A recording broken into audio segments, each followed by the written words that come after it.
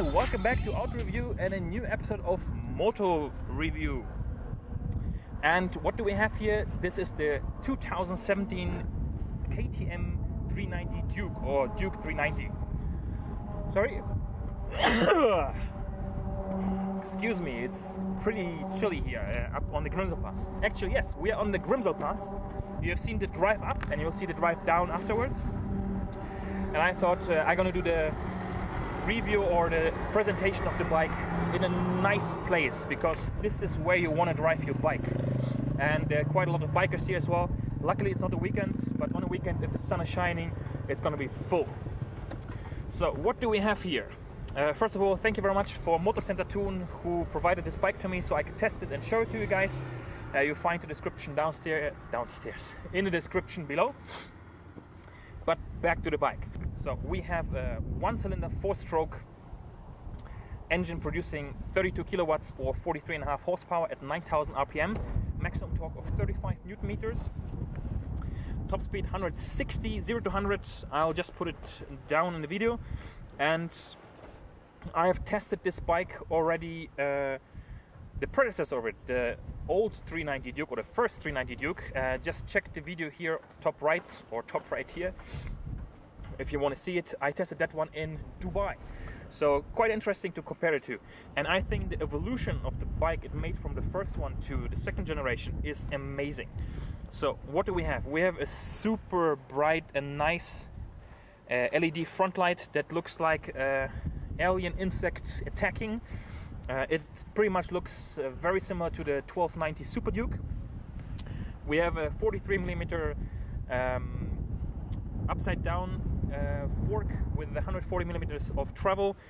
Behind or in the back we have 150mm travel.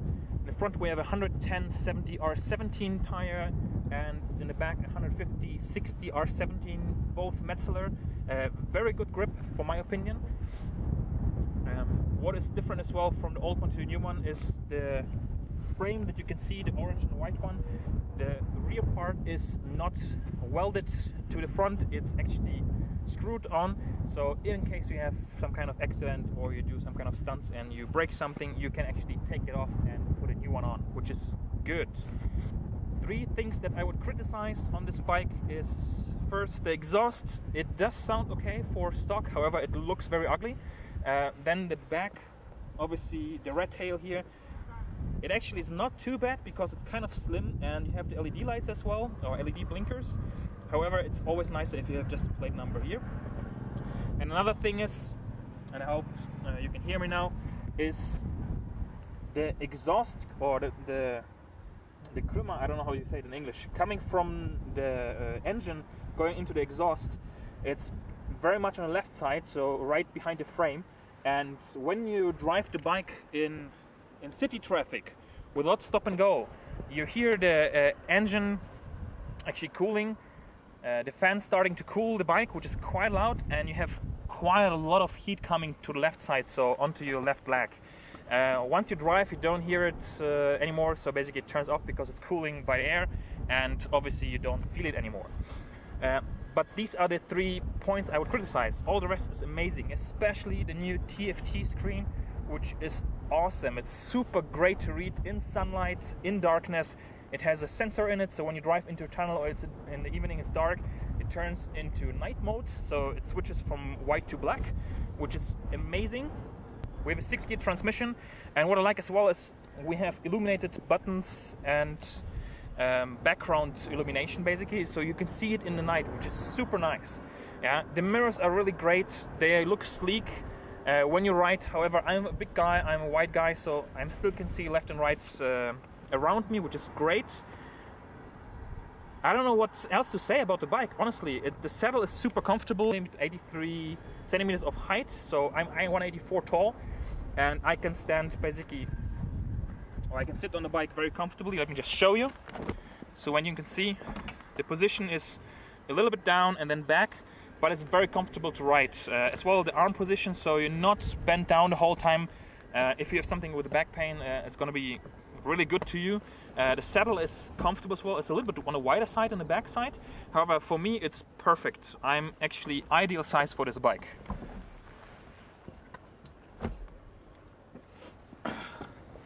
Then price, In Germany you get the bike for 5,395 euro. In Austria it's a little bit higher. In Switzerland we unfortunately have always the highest prices. It's going to be 6,395 Swiss francs. And you would have to decide if this is the right bike for you, because I think it's a great bike for commuting. It's super nice to have fun here in the mountain roads and any other roads as well.